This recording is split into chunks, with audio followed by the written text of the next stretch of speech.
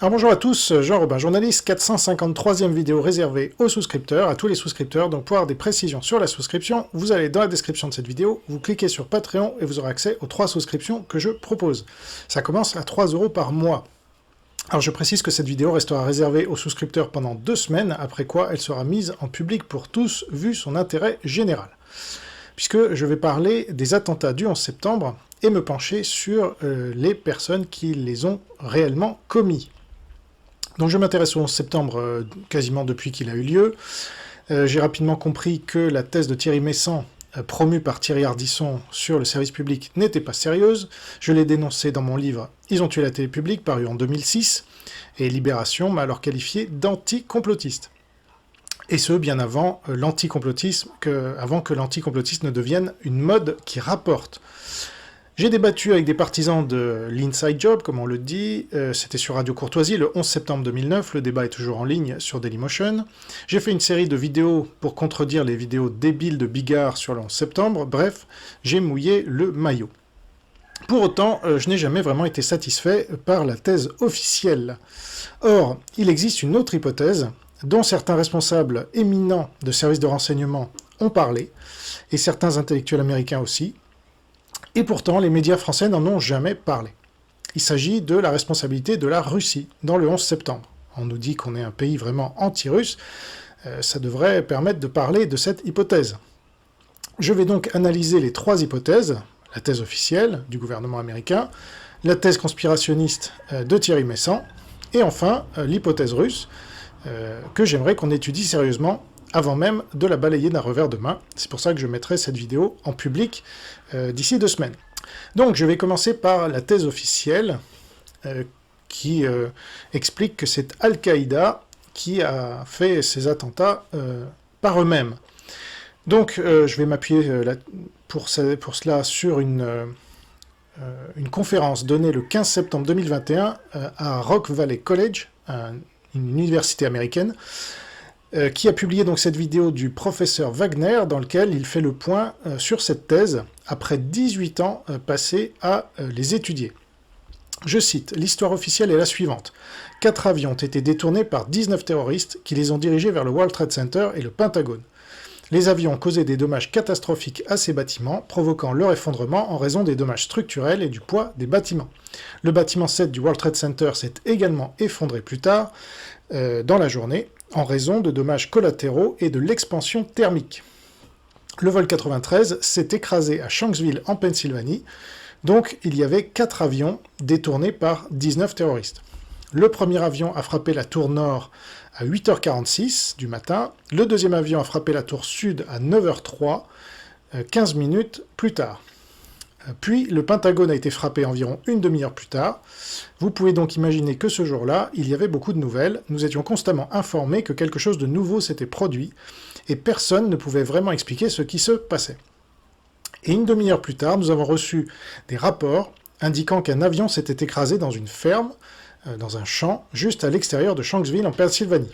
Les tours jumelles ont commencé à s'effondrer pendant cette période. La tour sud s'est effondrée en premier, ce qui est intéressant pour beaucoup de gens, parce que c'était la deuxième tour qui avait été touchée par des avions, mais c'était la première tour à s'effondrer. La tour nord s'est effondrée environ une demi-heure plus tard, et le bâtiment 7 du World Trade Center s'est effondré environ 6 heures plus tard. En tout, près de 3000 personnes ont été tuées ce jour-là, ce qui en fait un sujet si important. Donc, ça c'est la thèse officielle. C'est Al-Qaïda, voilà, qui a agi seul avec 19 terroristes. Alors, maintenant, on passe à la thèse complotiste de notamment Thierry Meyssan, et qui a été reprise par beaucoup d'autres depuis, évidemment, la thèse qu'on appelle Inside Job, à laquelle on ajoute souvent la participation des services secrets israéliens, comme l'a fait Thierry Meyssan. Donc, le gouvernement américain aurait procédé lui-même à l'organisation de ces attentats, pour faire croire à des attentats commis par Al-Qaïda. Donc, voilà, le premier à avoir popularisé cette thèse à grande échelle, c'est Thierry Meyssan, dans son livre « L'effroyable imposture », avec la complicité de la télévision publique française, notamment Thierry Ardisson, qui a invité Thierry Meyssan dans son émission Tout le monde en parle, c'était le 16 mars 2002, donc 6 mois seulement après les attentats. Donc il l'invite sans contradicteur, il lui sert la soupe, Messan vendra plus de 200 000 exemplaires de son livre en quelques semaines. Il sera traduit dans beaucoup de langues, et on parlera de lui dans le monde entier, notamment dans le monde arabe, où il se réfugiera par la suite, notamment en Syrie, où il vit actuellement, tout en restant proche du Hezbollah et de l'Iran, qui sont des alliés de la Russie et de la Chine. Donc, Messan était déjà connu avant 2002 pour être un militant anti-américain, rabbik. Selon Christophe Bourseiller, dans son livre « Le complotisme, anatomie d'une religion », il explique qu'à partir de la guerre du Kosovo en 1999, le réseau Voltaire, donc que dirigeait Thierry Messan, se transforme en un outil de propagande anti-OTAN. Il édite ainsi un journal électronique quotidien qui diffuse des informations venues du côté serbe. Dès lors, l'anti-américanisme l'emporte sur l'antifascisme, puisque Messan, avant cela, dans le réseau Voltaire, défendait la liberté d'expression la plus large et dénonçait le fascisme. Alors, Messan a des liens directs avec la Russie, c'est très important pour la suite. Ainsi, en juin 2008, il accuse Nicolas Sarkozy, alors président de la République, d'avoir été élu en cachant aux Français ses liens avec les casinotiers, mais aussi avec la banque Rothschild et la CIA. Il présente ses imputations à l'Eurasian Media Forum, c'est au Kazakhstan, un pays proche de la Russie et de la Chine, puis dans un article publié par l'hebdomadaire russe Profil, donc directement la presse russe. Le 29 novembre 2010, 2 ans plus tard, il fait publier par le magazine russe Odnako un dossier où il remet en cause l'enquête de l'ONU sur l'assassinat de Rafik Hariri, confié par l'organisation au procureur allemand Detlef Melis. Messan présente des éléments nouveaux qui semblent impliquer l'Allemagne. Enfin, selon le ministère des Affaires étrangères américain, en 2005, Thierry Messan fait partie d'une liste de sources qui pratiquent une désinformation anti-américaine dans le monde, et en 2020, il est cité comme source dans un rapport sur les piliers de la désinformation et de la propagande russe. Alors, un de ceux qui ont immédiatement repris à leur compte cette thèse de Messan est Lyndon LaRouche, c'est un Américain, et son représentant français Jacques Cheminade.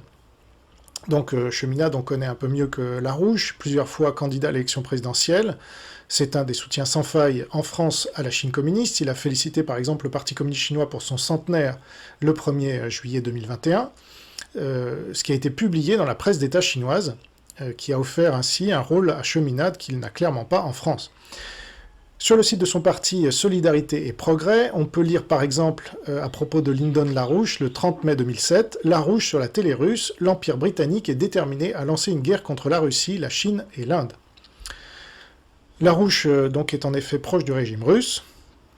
Il se rend régulièrement à Moscou. D'après sa page Wikipédia, à partir de 1994, LaRouche effectue de nombreuses visites en Russie, participant notamment aux conférences du musée géologique d'État Vernadsky de l'Académie des sciences de Russie, RAS, et de l'Institut de l'Extrême-Orient de la RAS. Il a pris la parole lors de séminaires à l'Institut d'économie de la RAS, l'Institut d'études orientales de la RAS. Il a pris la parole lors d'auditions à la Douma, donc c'est l'Assemblée nationale russe, en Russie, Fédération de Russie. Au printemps 2007, il a été l'invité d'honneur d'une cérémonie organisée en l'honneur du 80e anniversaire de Stanislav Menchikov à l'Académie des sciences de Russie. Et puis toujours selon sa page Wikipédia, en 2002, l'Executive Intelligence Review de LaRouche a soutenu que les attentats du 11 septembre 2001 avaient été un inside job et une tentative de coup d'État, et que l'Iran était le premier pays à le mettre en doute. On reparlera de l'Iran tout à l'heure, vous verrez. L'article a bénéficié d'une large couverture en Iran, donc Iran allié stratégique de la Russie et de la Chine, et a été cité par de hauts responsables du gouvernement iranien, dont Akbar Hashemi Rafsanjani et Hassan Rouhani. Mahmoud Ahmadinejad écrit que lors d'un entretien téléphonique ultérieur avec la Voix de la République islamique d'Iran, LaRouche a déclaré que les attaques avaient été organisées par des éléments voyous à l'intérieur des États-Unis, visant à utiliser l'incident pour promouvoir une guerre contre l'islam, et qu'Israël était un régime dictatorial prêt à commettre des crimes de type nazi contre les Palestiniens. Donc le professeur Wagner résume cette thèse de l'inside job, je cite: « Alors, comment faire la différence entre une conspiration réelle, où il y a des conspirateurs qui font des choses en secret, et une conspiration imaginaire ? La réponse, je pense que nous la connaissons tous, est évidente, c'est juste une question de preuves. Il faut peser les preuves de chaque version de l'histoire. Alors, faisons-le et comparons-les entre elles. Pour que ces histoires alternatives fonctionnent, il faut imaginer des télécommandes sur les avions, il faut imaginer des lance-missiles installés sous les avions, Vous devez imaginer des lanceurs de missiles installés sous l'avion. Vous devez imaginer qu'il y avait des équipes d'agents du FBI posant des bombes ou stockant de la thermite et plaçant ensuite ces dispositifs de thermite sur les poutres d'acier du World Trade Center.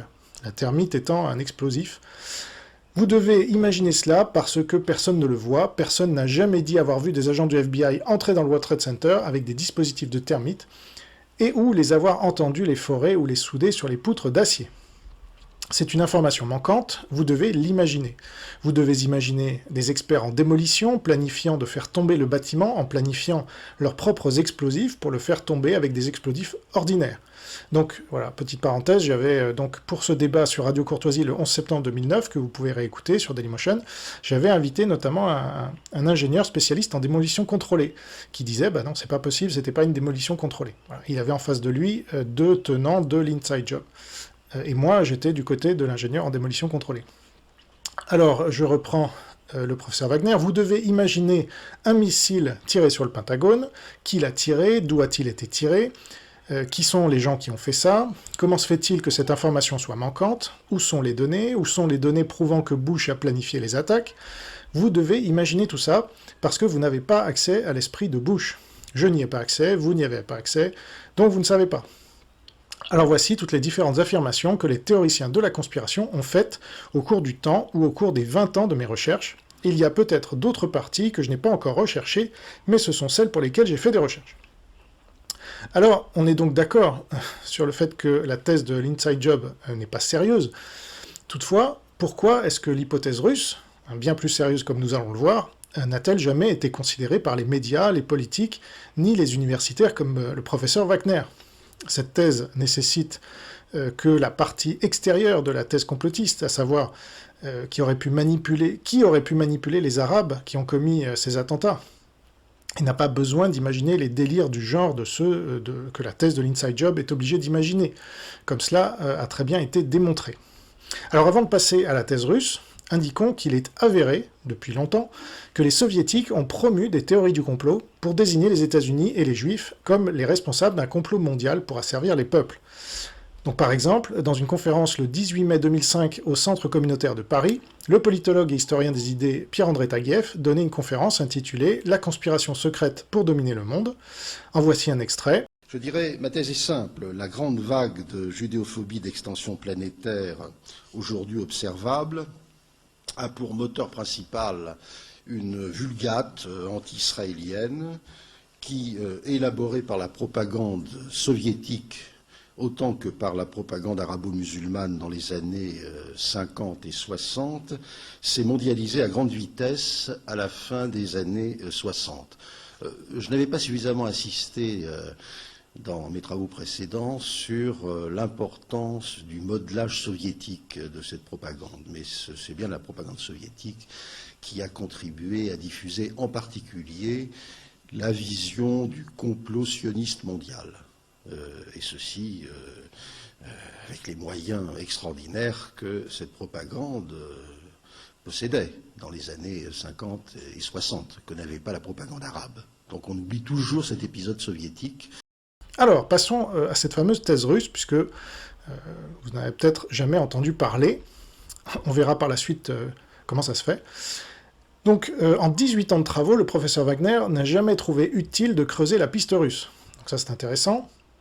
On peut légitimement se demander pourquoi, étant donné que des personnalités importantes des services de renseignement communistes ont clairement pointé dans cette direction. Et il n'y a pas que le professeur Wagner, cette omission est générale, elle est globale, dans le monde entier.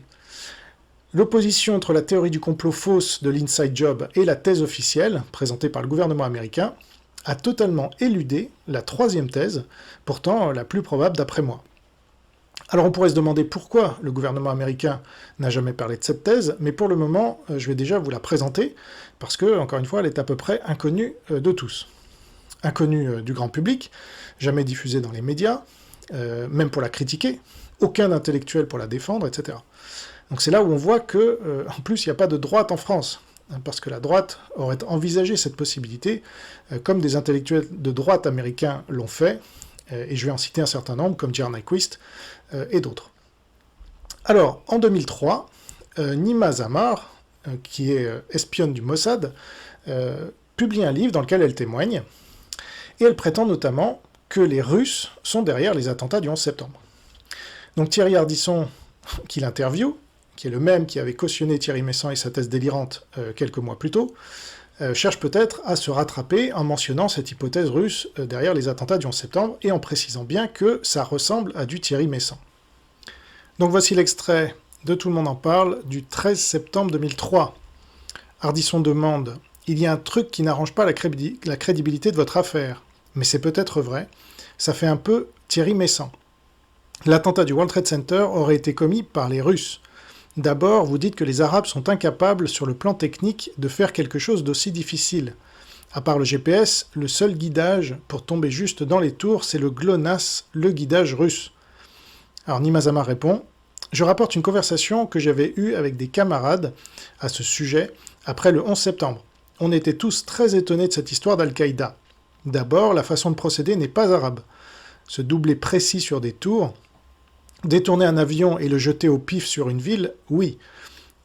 Pour ce que nous savons, connaissant des Arabes et connaissant des Russes, oui, on avait cette impression. On ne peut pas échapper au service secret de la planète entière pendant des années. C'est un plan qui a été monté sur des années. Et ce n'est pas non plus dans la mentalité arabe de prévoir des plans sur des années. » Ardisson complète « Le garçon, un dénommé Zach, qui vous avait parlé de ça, est mort au-dessus de l'Ukraine. » Nima Zamar répond « C'était un spécialiste mort dans cet avion qui a été descendu par un missile quelques semaines plus tard. Un missile absolument accidentel tiré par les Ukrainiens. » Donc là, elle est ironique évidemment, et donc ça a tendance à démontrer ce qu'elle dit, mais ça reste une impression, ce qui est à noter tout de même. Alors on va préciser quelques termes comme le GLONASS. Donc d'après Wikipédia, GLONASS est un système de positionnement par satellite d'origine soviétique et géré par les forces spatiales de la Fédération de Russie. Sa conception par le bureau d'études NPOPM, renommé par la suite ISS Reshetnev, débute en 1980 et devient opérationnel en 1996. Donc le 24 octobre 2013, c'est-à-dire une dizaine d'années après cette interview, Paris Match consacre un article à Nima Zamar, mais sans revenir sur l'hypothèse russe du 11 septembre. Il confirme toutefois qu'elle fut bien espionne du Mossad. Je cite, « Elle ne s'appelle peut-être pas Catherine Wittinger, tout comme elle ne s'appelait pas Nima Zamar. Après Paris, cette ancienne espionne israélienne s'est installée à Milan avec sa fille. Le personnage est un bloc de mystère. Malgré 2 livres autobiographiques, son vrai passé reste secret. Les 2 années qui ont suivi sa publication... alors là, après, il la cite. « Les 2 années qui ont suivi la publication de mon livre, eh bien, avec les Iraniens et les Russes, ils m'ont mis la pression. » Et Paris Match commente « Mis la pression ?» pour l'interrogation. Eh bien, elle répond « Ils vous pourrissent le quotidien à vous rendre totalement paranoïaque, à vous empêcher de dormir. » Et le Parisien conclut « Elle n'en dira pas plus. » Donc ça veut dire qu'elle avait eu des mesures de rétorsion de la part de l'Iran et de la Russie. Voilà qui est intéressant, parce qu'en effet, elle visait directement la Russie dans ses accusations. Alors, elle n'est pas la seule à faire ce genre d'affirmation. Donc là, je vais vous citer Stanislas Lounev, qui est un des plus hauts défecteurs de la Russie soviétique. Il appartenait au GRU, donc les services militaires russes, et en 1998, il a publié son autobiographie, Through the Eyes of the Enemy, à travers les yeux de l'ennemi, dans lequel il déclare, je cite, « Il existait également un centre spécial du GRU, donc les renseignements militaires de l'URSS, pour l'entraînement des terroristes au siège du GRU. Le KGB fournissait un soutien financier et des communications aux terroristes, mais la formation et le soutien opérationnel étaient réservés au GRU. Le GRU a formé des terroristes dans presque tous les pays du monde, notamment en Irak, en Libye, en Iran, en Égypte, en Syrie, au Liban, en Palestine, en Italie, en Allemagne, en Espagne, en Turquie, en Amérique latine. Lorsqu'il n'existait pas de groupes terroristes dans les pays hostiles à l'URSS, le GRU aidait à les former, puis leur fournissait l'entraînement, le financement et le soutien organisationnel nécessaires. Ainsi par exemple, si les terroristes impliqués dans l'attentat du World Trade Center n'ont peut-être jamais suivi de formation du GRU, ce dernier était responsable de la formation du groupe terroriste auquel ils appartenaient. » Donc évidemment, on parle ici des attentats avant 2001, puisqu'il y a eu plusieurs attentats, et donc, son livre étant paru en 1998, Il parle de ceux d'avant 2001, évidemment. Mais c'est intéressant parce que c'était les mêmes, c'était déjà Ben Laden qui avait commis ces attentats contre le World Trade Center. Alors ensuite, vous avez J.R. Nyquist, qui est cet intellectuel américain que j'essaye de populariser en France, qui est totalement inconnu ici, parce que les journalistes ne font pas leur travail, ils ne donnent jamais la parole à J.R. Nyquist, alors qu'il a lui-même révélé Golitsyn, les travaux de Golitsyn, que j'essaye moi-même de faire un peu mieux connaître. Donc voilà, il est dans une bulle de censure parce qu'il dénonce le communisme depuis plus de 30 ans. Et par rapport aux attentats du 11 septembre, voici ce qu'il a écrit le 16 juillet 2002, donc peu après les attentats eux-mêmes, dans un article sur le site Financial Sense, qu'on peut retrouver facilement, et dont voici la traduction. Alors, un article fascinant d'Andrew Higgins et Alan Cullison est récemment paru dans le Wall Street Journal, le 2 juillet, sous le titre « Comment un voyage secret et raté en Tchétchénie a tourné l'attention d'un comploteur clé vers l'Amérique et Ben Laden ». Dans cette affaire, le complot clé était le cerveau du 11 septembre et le lieutenant égyptien de Ben Laden, Ayman al-Zawahiri. Le titre de l'article suggère que l'échec de Zawahiri à s'installer en Tchétchénie, en raison de sa détention par le KGB-FSB en 96-97, l'a conduit en Afghanistan et à une alliance avec Ben Laden. Mais, selon un expert américain du terrorisme, Yosef Bodansky, le chef du djihad égyptien Zawahiri préparait une attaque terroriste massive contre l'Amérique dès 1993, des années avant sa disparition entre guillemets en Russie pendant 6 mois. Vêtu de vêtements de style occidental et la barbe rasée, Zawahiri, qui a fait des études universitaires, travaillait depuis longtemps en Europe, organisait un réseau d'élite spécialement conçu pour de futures opérations terroristes contre les États-Unis. Bodansky affirme que Zawahiri a établi son quartier général opérationnel à Genève, en Suisse, au début de 1994. En outre, Zawahiri a mobilisé les forces islamistes bosniaques au lendemain de l'éclatement de la Yougoslavie. Son centre de commandement pour les Balkans était situé à Sofia, en Bulgarie. Il est difficile de croire que cela a été fait sans la pleine connaissance et le consentement de la police secrète bulgare, dirigée et entraînée par Moscou.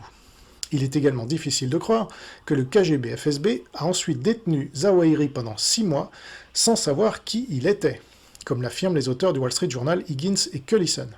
Une incohérence dans l'histoire de l'aventure russe de Zawahiri apparaît également dans le fait qu'il ne s'est pas simplement rendu en Tchétchénie indépendante, mais a été arrêté après avoir traversé le Daghestan tenu par les Russes. En outre, Higgins et Cullison nous apprennent que Zawahiri est arrivé en Russie après avoir visité la Chine, où il a fait des transactions financières avec une banque de Chine continentale dans la province du Guangdong. Il convient de se demander quel type d'islamiste établit un centre de commandement en Bulgarie, effectue des opérations bancaires en Chine et effectue des visites prolongées en Russie.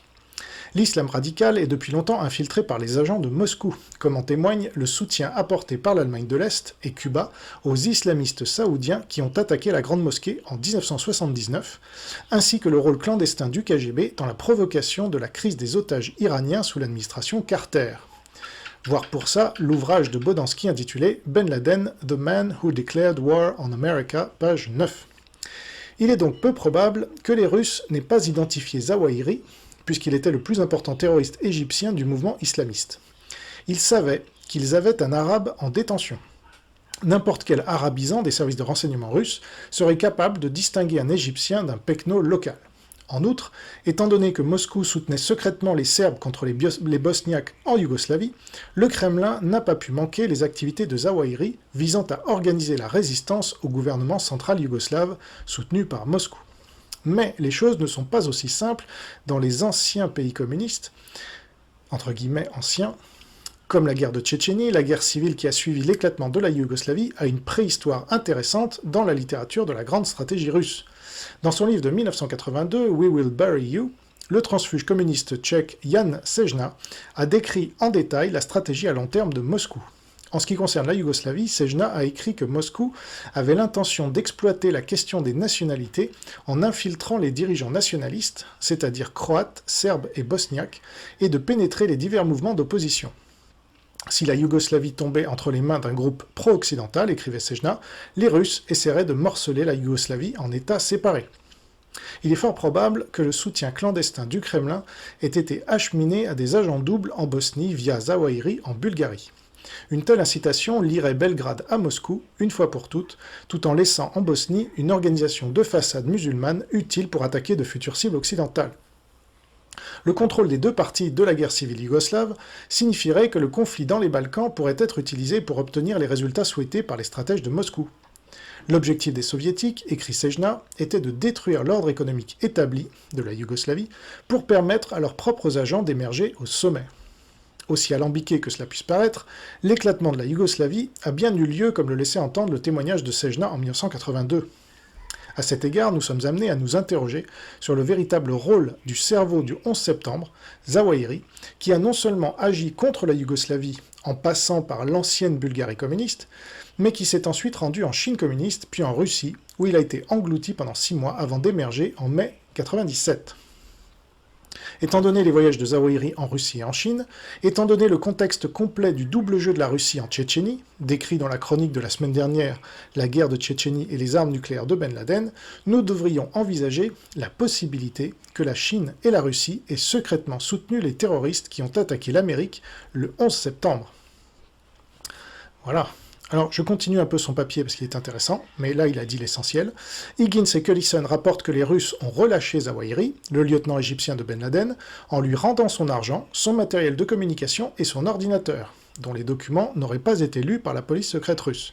Cette attitude n'est pas caractéristique d'un service de renseignement qui a réussi à arrêter et à exécuter d'innombrables espions étrangers, rendant la pénétration du sanctuaire intérieur de la Russie pratiquement impossible. Mais lorsqu'il s'agit d'un Égyptien, en l'occurrence Zawahiri, qui apparaît soudainement en Russie, le tristement célèbre KGB devient soudainement gentil et stupide, ou naïf. Ils sont incapables de l'identifier et ne sont pas intéressés par la lecture de documents contenus sur son disque dur. Cela vous semble-t-il aussi peu plausible que moi ? Higgins et Cullison disent qu'après la libération du docteur Zawahiri, celui-ci a passé 10 jours à rencontrer secrètement des islamistes au Daghestan. L'un des hommes de Zawahiri a même rencontré le terroriste arabe résident de Tchétchénie, Abu Khattab, un proche associé du chef rebelle tchétchène Shamil Bassayev, soupçonné par de nombreux observateurs d'être la créature secrète de l'état-major russe. Il n'est pas surprenant que la disparition de Zawahiri dans les entrailles de la Russie ait suscité un questionnement intense de la part de ses partisans. Higgins et Cullison admettent que Zawahiri a menti sur son aventure russe. Il a inventé une histoire de kidnapping par une bande criminelle, puis Zawahiri a développé un ulcère. Pourquoi un leader islamiste honnête mentirait-il à ses partisans au sujet d'une visite en Russie ? L'idée que Ben Laden et Zawahiri sont d'authentiques croyants musulmans est peut-être naïve. En politique, il ne faut jamais prendre une profession de foi pour argent comptant. De telles professions sont parfois utilisées pour manipuler des adeptes simples d'esprit. Dans le cas d'Al-Qaïda, pourquoi croire à la piété de dirigeants qui sont des menteurs et des meurtriers avérés ? Pourquoi accepter les prétentions religieuses de personnes qui non seulement agissent comme des révolutionnaires communistes, mais qui tiennent des réunions super secrètes dans d'anciens pays communistes, par exemple l'Albanie, la Bulgarie, la Chine et la Russie, sous les auspices du KGB ou de services frères ? Les naïfs en matière de politique internationale resteront naïfs à propos d'Ayman al-Zawahiri. Il fait partie de ces radicaux qui appellent à un maximum de victimes en Amérique. On peut se demander, vu le nombre de musulmans tués par les Russes en Afghanistan et en Tchétchénie, pourquoi Zawahiri n'appelle pas à un maximum de pertes en Russie. L'Amérique n'a pas envahi et occupé de territoires musulmans. Donc là, il écrit en 2002. Pendant ce temps, les troupes chinoises et russes montent la garde sur les peuples islamiques d'Asie centrale. Lundi, Reuters a rapporté que Ben Laden prévoyait d'autres attaques contre les États-Unis. Aucune attaque n'a été annoncée contre Moscou ou le régime ouvertement impie de Pékin. Commençons-nous à comprendre qu'il y a une méthode dans la folie de Ben Laden ? Voilà.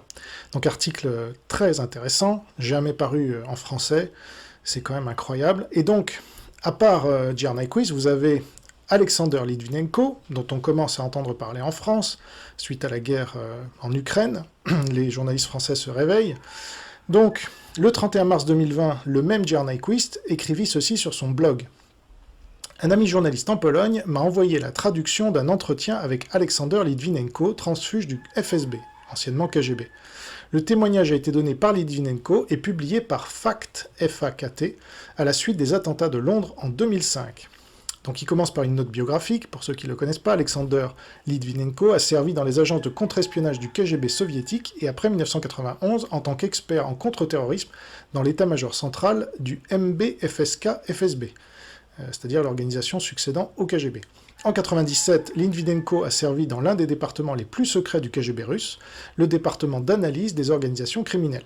Il était officier supérieur des opérations et chef adjoint de la 7e section. Litvinenko a fait défection de la Russie et a obtenu l'asile politique au Royaume-Uni en mai 2001. Et dans un article de juillet 2002, intitulé Ayman al-Zawahiri Russian Adventure, j'ai proposé, dit Nyquist, l'analyse suivante. Étant donné les voyages de Zawahiri en Russie et en Chine, étant donné le contexte complet du double jeu de la Russie en Tchétchénie, nous devrions envisager la possibilité que la Russie et la Chine aient secrètement soutenu les terroristes qui ont attaqué l'Amérique le 11 septembre. Alors, le FACT polonais a contacté Litvinenko après les attentats de Londres du 7 juillet 2005, et la conversation suivante a été rapportée. Alors, FACT.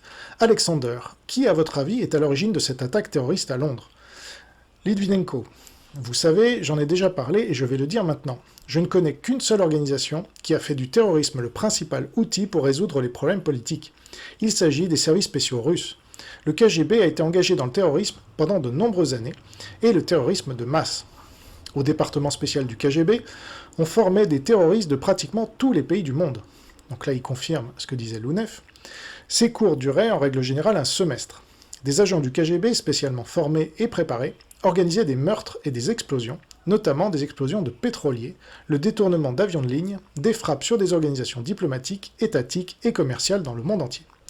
FACT demande, pourriez-vous nommer certains des terroristes préparés lors des coups spéciaux du KGB-FSB? Réponse de Litvinenko, les terroristes les plus sanguinaires du monde étaient ou sont des agents du KGB-FSB. Ils sont bien connus comme Carlos Illich Ramiros, surnommé le Chacal, Feu Yasser Arafat, Saddam Hussein, Öcalan, condamné en Turquie, Wadi Haddad, le chef du service des opérations extérieures du Front populaire de libération de la Palestine, Ayoui, le chef du Parti communiste du Liban, je prononce certainement mal, ça s'écrit H-A-U-Y-I, Ayoui, Monsieur Papaionou de Chypre, Sean Garland d'Irlande et bien d'autres. Tous ont été formés par le KGB, ont reçu de l'argent de sa part, des armes et des explosifs, des documents contrefaits et du matériel de communication pour mener à bien des actes de terrorisme dans le monde entier. FACT demande, certains pourraient objecter que chacune des personnalités citées et les forces qui les soutiennent étaient engagées dans la résolution de leurs propres problèmes politiques. Réponse de Litvinenko, certes, toutes ces personnalités et tous ces mouvements opéraient sous leur propre slogan. Cependant, aucun d'entre eux n'a particulièrement caché sa relation intime avec le Kremlin et la Loubianka. Une question simple se pose. Les services spéciaux russes formeraient-ils et financeraient-ils des personnes et des groupes qui ne seraient pas supervisés par la Loubianka et ne serviraient pas les intérêts du Kremlin? Vous comprenez parfaitement, ils ne le feraient pas. Chaque acte de terrorisme commis par ces personnes a été réalisé dans le cadre d'une mission et sous le contrôle rigide du KGB de l'URSS. Et le terrorisme n'est pas occasionnel après la désintégration de l'URSS et la réforme du KGB. FACT demande, tous les terroristes que vous avez cités font partie de l'ancien personnel du KGB. Pourriez-vous citer quelqu'un de l'histoire récente? Litvinenko répond, certainement, le voici, le numéro 2 de l'organisation terroriste d'Al-Qaïda, à qui l'on attribue la série d'explosions à Londres, Ayman al-Zawahiri, est un ancien agent du FSB. Donc là, ça confirme ce qui était dit auparavant. Condamné à mort en Égypte pour terrorisme et traqué par Interpol, Ayman al-Zawahiri s'est rendu en 1998 sur le territoire du Daghestan, où il a suivi pendant 6 mois une formation spéciale dans l'une des bases éducatives du FSB. Après cette formation, il a été transféré en Afghanistan, où il n'avait jamais été auparavant, et où, suivant la recommandation de ses chefs de la Loubianka, il a immédiatement pénétré dans le milieu de Ben Laden et est rapidement devenu son assistant dans Al-Qaïda. FACT demande, pourriez-vous au moins donner une indication sur l'origine de ces données? Litvinenko répond, je le peux. Pendant mon service dans l'un des départements les plus secrets du FSB, de hauts fonctionnaires de l'UFSB du Daghestan, qui avaient directement travaillé avec Ayman al-Zawahiri, ont été appelés à Moscou et ont reçu des postes élevés. FACT demande, que pouvez-vous dire concernant les actes de terrorisme à Londres? De quelle région et avec quelle force de frappe cette frappe a-t-elle été dirigée?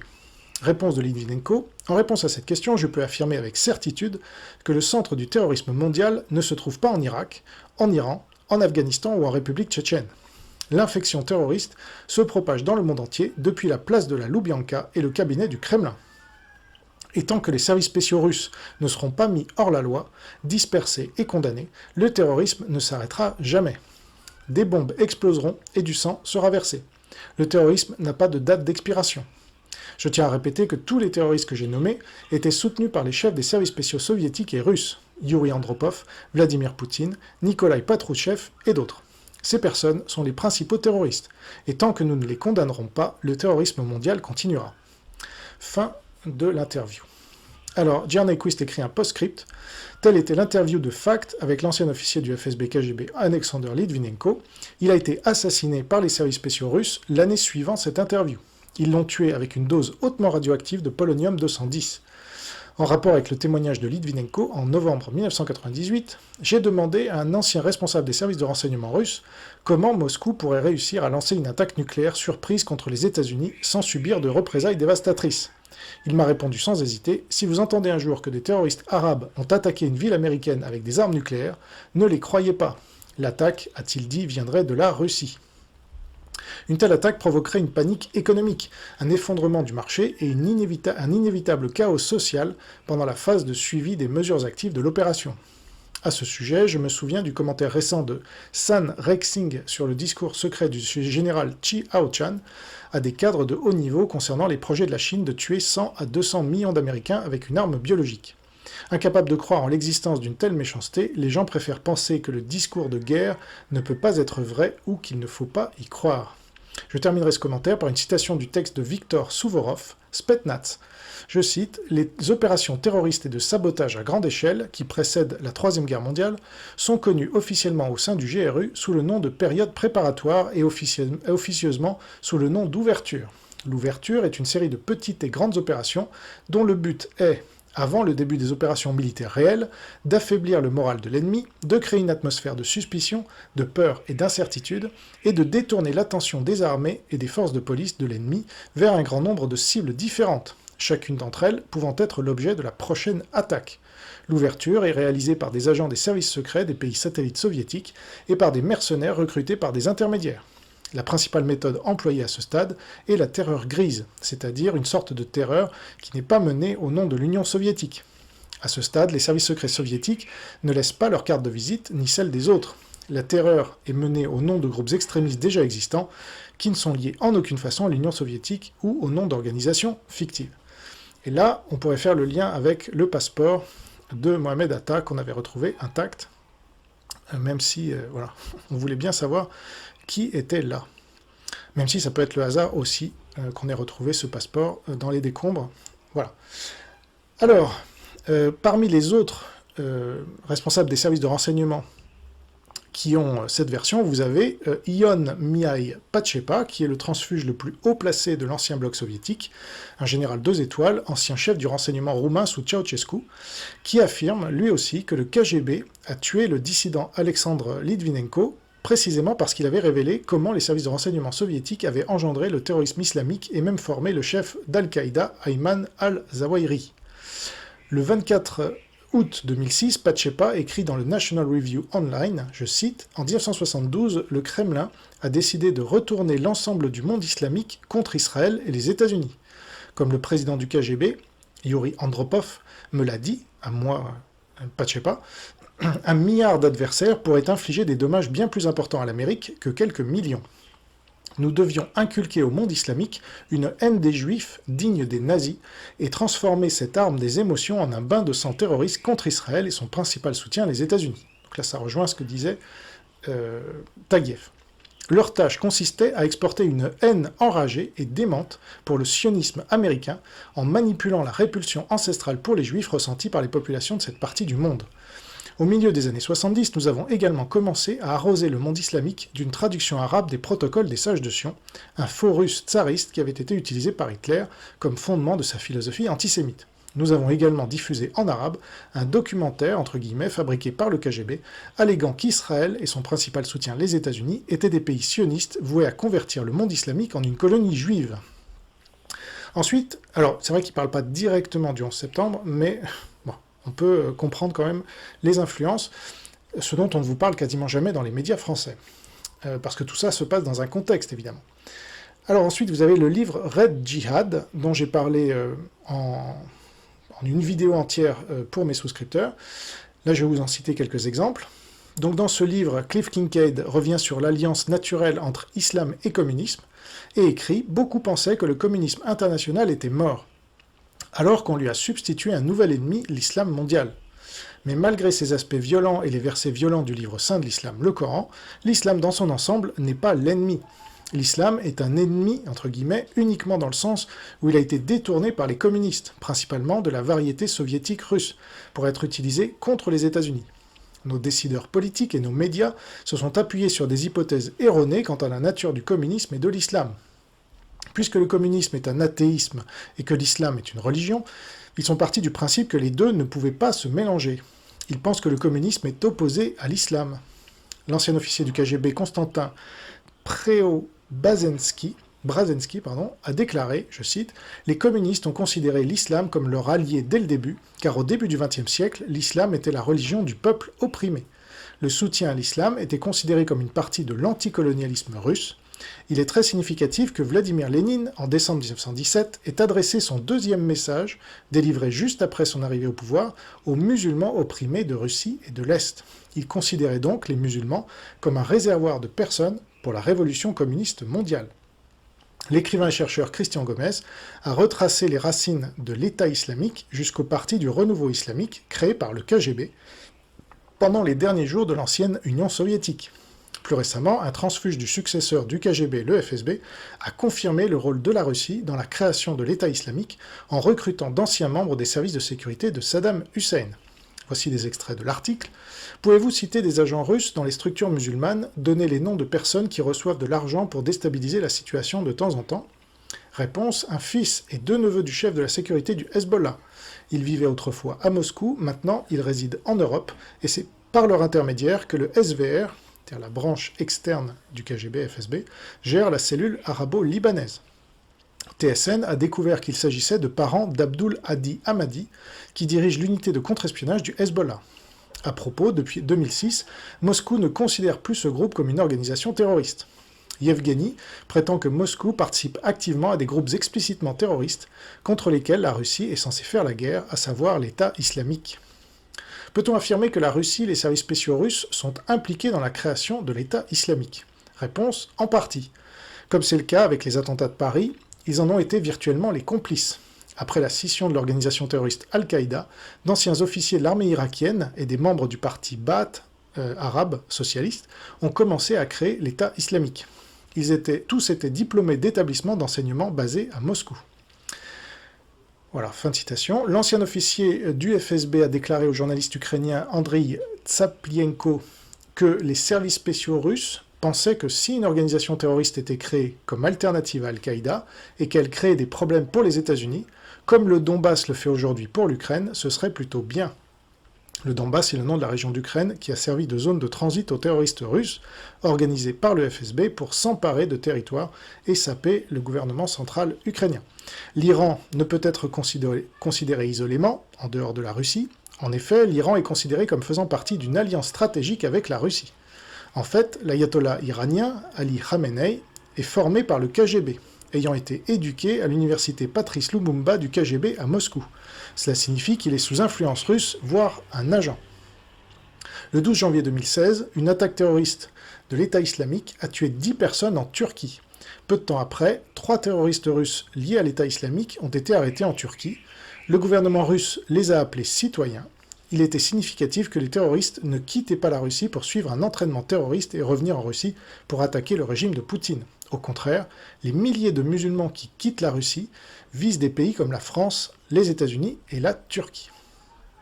Donc, il est intéressant de noter que personne ne remet en cause que les Russes aient commis un inside job chez eux, par ailleurs, ce qui a permis à Poutine d'arriver au pouvoir. Alors en théorie, les troupes russes ont pénétré en Tchétchénie en 1999, suite à une suite d'attentats très meurtriers attribués à des indépendantistes tchétchènes. Mais 2 ans plus tard, Litvinenko, encore lui, ancien agent du KGB-FSB, déclare dans un livre que cette vague d'attentats aurait été en fait pilotée ou carrément menée par Poutine et ses agents pour justifier l'invasion de la Tchétchénie musulmane. Et donc Litvinenko meurt empoisonné à Londres en 2006 après avoir révélé d'autres dossiers secrets sur Poutine, notamment sa pédophilie. Bien, alors, voilà les faits. Après, on peut se poser la question, qui est devenue interdite sous peine d'être traité de complotiste, mais moi je me la pose quand même, je m'en fiche de ces accusations, qui sont stupides, et qui ont pour but de ne pas se faire poser de questions. À qui profite le crime? Pourquoi le gouvernement américain, par exemple, n'en a-t-il jamais parlé, alors que ce serait son intérêt? Alors moi je dirais que de la même manière que Trump n'a pas accusé directement la Chine d'avoir attaqué son pays biologiquement avec une attaque biologique, ce qui aurait automatiquement nécessité une riposte des États-Unis, hein, comme pour Pearl Harbor, ça aurait déclenché officiellement la Troisième Guerre mondiale. Donc je rappelle que le 8 mai 2020, Donald Trump déclare publiquement que ce que venaient de subir les États-Unis était pire que Pearl Harbor, pire que le 11 septembre. Ces deux attaques avaient eu pour conséquence des représailles militaires des États-Unis, mais pour le 11 septembre, s'en prendre en Afghanistan ou même à l'Irak était plus simple que de s'en prendre à la Russie. Si Bush avait conclu « ce sont les Russes », il aurait dû contre-attaquer contre la Russie, pays disposant d'autant d'armes nucléaires que les États-Unis. Et donc on ne lance pas ce genre d'accusation à la légère, même si on connaît la vérité. Voilà ce que je dirais pour répondre à cette question. Alors pour le reste, est-ce que ces attentats ont servi les États-Unis? Alors certains diront à raison que le Patriot Act a été une première étape vers un contrôle des Américains par l'oligarchie américaine. D'autres diront à tort cette fois que la guerre en Irak a permis aux États-Unis de mettre la main sur les réserves pétrolières irakiennes, ce qui est faux, puisqu'ils ne l'ont quasiment pas fait, hein, justement, et aujourd'hui tout ou presque appartient à l'Iran qui a mis la main sur l'Irak. Quant à l'Afghanistan, ce fut une déroute qui a coûté très cher à l'armée américaine, puisque ça s'est fini récemment, dans les conditions qu'on sait. Donc financièrement, mais aussi au niveau du prestige de l'armée américaine. Ben Laden a mis 10 ans à être capturé et assassiné, ce qui est une véritable humiliation pour la première puissance mondiale, incapable de mettre la main plus rapidement sur son ennemi mondial numéro 1. Surtout, tout l'argent, l'énergie et le temps consacrés à la lutte contre le terrorisme islamiste a créé des tensions au sein même des États-Unis entre démocrates et républicains, les premiers accusant les seconds notamment de racisme. Et tout cela a obligé les services américains de se focaliser sur le monde islamique, au lieu de s'occuper de la montée en puissance de la Chine et du retour de la Russie dans le concert des grandes nations, sous l'impulsion de Poutine. Donc la Chine, on n'en a pas encore parlé, mais rappelez-vous que, d'après Golitsyn, c'est l'axe sino-russe, hein, il ne faut jamais différencier les deux. Donc la Chine entre à l'OMC en 2001, et va pouvoir se développer sans entrave, puisque les Américains étaient trop occupés par le terrorisme islamique, justement. Certains responsables militaires chinois vont même remercier publiquement Ben Laden d'avoir fait diversion. Je cite, en 2009, un certain Dai Xu, colonel et professeur de l'armée de l'air chinoise à l'Université de défense nationale, qui a prononcé dans une conférence sur la stratégie de défense nationale de la Chine contre les États-Unis les propos suivants. Donc, il a souligné les craintes du Parti communiste chinois concernant le Turkestan de l'Est, donc le Xinjiang, et a félicité Ben Laden pour avoir distrait l'Amérique. Je cite, « J'ai dit à un leader de notre bureau antiterroriste, que pensez-vous, à mon avis, est la plus grande menace au Turkestan oriental, donc le Xinjiang ?» J'ai répondu, « Je crois que la plus grande menace est s'il y a conflit à grande échelle entre les États-Unis et la Chine, les États-Unis peuvent armer 300 000 à 500 000 Ouïghours et couper instantanément notre gazoduc d'ouest en est. » Ce chef a été étonné. Après la réunion, il m'a gardé pour une réunion privée, et nous avons parlé jusqu'à 4 heures du matin. Il dit qu'il n'avait jamais pensé au problème du Xinjiang de cette façon. Je lui ai dit, bien sûr, parce que vous n'êtes pas un soldat, et vous ne réfléchissez que sous l'angle de l'antiterrorisme. L'antiterrorisme n'est que pour l'apparence. C'est ce que j'ai dit plus tôt dans la conférence. J'ai dit, voici le problème le plus sérieux. En ce moment, si les États-Unis fournissent des armes, ce n'est pas du tout un problème d'organiser et de mobiliser une centaine de milliers de Ouïghours. C'est la menace la plus importante pour nous. La situation dans le Xinjiang avec les Ouïghours est très inquiétante.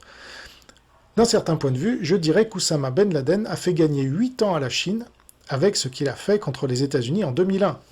Pour cette raison, nous devrions remercier Oussama Ben Laden et nous aurions même dû l'inviter aux Jeux Olympiques de 2008 pour le féliciter. Fin de citation. Alors le rôle de la Russie, lui, va considérablement changer suite au 11 septembre, à l'avantage de la Russie. C'est pour ça que quand on regarde à qui profite le crime, ça paraît assez évident. Dans sa livraison d'août-septembre 2002, voici ce qu'écrit la revue Esprit. Je cite, « Le choix de la solidarité avec l'Amérique comportait l'avantage de replacer la Russie sur la scène internationale et d'obtenir que l'administration américaine ferme les yeux sur la Tchétchénie. Mais cette politique pro-américaine est contestée par les élites russes, militaires, communistes, devant une opinion publique peu préoccupée par ce duel politique. » Fin de citation. Dans la revue Politique internationale, toujours en 2002, Vladimir Baranovski écrit un article intitulé « 11 septembre, une vision russe », dans lequel il dit notamment, je cite, « Les attentats du 11 septembre à New York et Washington vont se traduire, vus de Moscou, par une évolution significative de la politique étrangère des États-Unis, par une redéfinition des relations internationales et par le renouveau de la position de la Russie. La Russie, enfin, en s'associant à la coalition antiterroriste, a changé sa position sur la scène internationale. Tout en se rapprochant de l'Occident, elle a rappelé qu'elle entendait jouer un rôle de premier plan vis-à-vis du monde musulman, notamment en Asie centrale. » Fin de citation. Et puis voilà ce qu'on pouvait lire dans la presse russe, en l'occurrence le site de la Pravda, le 13 novembre 2014, je cite, « La Russie a surmonté l'inertie de l'effondrement et a commencé à relancer sa puissance, tandis que l'Occident, bercé par les doux rêves de la fin de l'histoire libérale, a castré ses forces armées au point où elles ne pouvaient être bonnes qu'à mener des guerres coloniales avec des ennemis faibles et techniquement arriérés. L'équilibre des forces en Europe a ainsi changé en faveur de la Russie. L'Occident ayant écarté la Russie a coupé ses chars et détruit les armes nucléaires tactiques. La Russie, sentant sa propre faiblesse, a gardé tous les chars et les armes nucléaires tactiques. » Fin de citation. La France, quant à elle, même s'il a une puissance moins importante, elle va mobiliser une énorme partie de ses services de renseignement sur l'islamisme, d'autant qu'il y a eu l'attentat d'AZF une semaine après le 11 septembre, qui a été maquillé comme un accident, alors qu'il a été démontré depuis une implication islamiste, notamment dans le livre de Daniel Depry que j'avais édité, intitulé AZF, accident ou attentat. Ainsi, la pénétration russe et surtout chinoise de la France, à partir de 2002, et la nomination de Jean-Pierre Raffarin, va être d'autant plus facilitée que les services de renseignement seront très occupés par la menace islamiste et son corollaire, la menace identitaire. Deux menaces finalement secondaires, comme on le sait maintenant avec 20 ans de recul. Intéressant aussi de considérer la chronologie qui a vu s'installer Poutine au pouvoir fin 99, début 2000, les attentats du 11 septembre donc en 2001, même année que l'entrée de la Chine dans l'OMC, puis l'arrivée de Raffarin comme Premier ministre, ce qui va notamment permettre à la Chine d'obtenir le P4, technologie permettant de confectionner des armes biologiques, qui ont donc déclenché la Troisième Guerre mondiale en 2020. Finalement, on peut aussi parler des principales cibles des attentats du 11 septembre. Le World Trade Center est le symbole de la mondialisation libérale, donc l'ennemi du communisme sino-russe. Oui, alors pour ceux qui ne sont pas au courant, le communisme n'est pas mort avec la chute de l'URSS, qui était une mise en scène pour le faire croire, comme l'a expliqué dès 1984 Anatoly Golitsyn dans son livre Des mensonges pas si nouveaux. Et donc, le World Trade Center est une cible bien plus symbolique pour des communistes que pour des islamistes, même si elle peut plaire aux deux, il est vrai. D'autant que New York est aussi la ville symbole du capitalisme financier et de la présence juive aux États-Unis, ce qui permet de flatter les instincts antisémites de certaines populations musulmanes. Je rappelle que Mein Kampf est un best-seller dans de nombreux pays arabo-musulmans, et on a déjà parlé des protocoles des sages de Sion aussi. Conclusion. En France, l'hypothèse russe derrière les attentats du 11 septembre n'a jamais été envisagée, même pour la critiquer. Deux thèses principales, la thèse officielle et la théorie du complot de l'Inside Job, ont occupé la totalité de l'espace médiatique depuis 20 ans, à tel point que ceux qui semblent être les véritables cerveaux de l'opération sont systématiquement dédouanés, vu qu'ils ne sont jamais mis en cause par personne. Depuis longtemps, ces deux thèses s'opposent en général, quand on parle de politique internationale en France. Ainsi, le géopolitologue Alexandre Delval, proche de Nicolas Sarkozy, a bâti une carrière entière sur l'idée que les États-Unis seraient du côté des islamistes pour nuire à l'Europe. Son livre intitulé « Islamisme et États-Unis, une alliance contre l'Europe » synthétise bien cette position de la part d'un homme proche du régime russe et chinois par ailleurs. Avec une bonne partie de la communauté de l'intelligence économique, d'ailleurs, puisqu'il a été professeur à l'école de guerre économique dont je suis diplômé. Il a accompagné l'aveuglement stratégique français en focalisant sur la menace islamiste et détournant l'attention de la menace bien plus grave et existentielle des sino-russes. L'opposition entre la thèse de l'Inside Job, mettant en cause les États-Unis, et la thèse officielle mettant en cause l'islamisme, lui convenait donc parfaitement, comme à tous ceux qui ont préféré fermer les yeux sur le danger sino-russe. Je rappelle que depuis De Gaulle, il y a eu un retournement d'alliance de la France de l'Occident vers les sino-russes, qui n'a cessé de croître, jusqu'à son pic chiracien, puisque Chirac a créé avec Poutine le dialogue franco-russe en 2004. Il a nommé l'agent chinois Raffarin Premier ministre en 2002, tout en étant un ami personnel de Yasser Arafat et d'à peu près tous les leaders du tiers-monde. Les médias suiveurs allaient donc se satisfaire de l'opposition des deux thèses sur le 11 septembre, qui permettait de faire croire à un débat, tout en évitant de parler de la troisième, l'hypothèse russe, bien plus solide et factuelle comme on l'a vu, mais bien plus dérangeante pour tous ces éditorialistes et autres prétendus enquêteurs, souvent proches de la Russie, de la Chine ou des deux, et anti-américains plus ou moins affirmés. Aux États-Unis, la thèse n'est quasiment jamais débattue non plus dans les grands médias, mais au moins, vous avez des intellectuels et des transfuges de l'ex-URSS qui avancent cette thèse avec des arguments bien plus convaincants, me semble-t-il, que la thèse officielle. Je les rejoins, ainsi que Nima Zamar, ou plutôt Catherine Vittinger, ou finalement on ne sait pas comment elle s'appelle, en étant quasiment convaincus qu'il s'agit d'un complot des Russes, surtout quand on considère à qui profite le crime.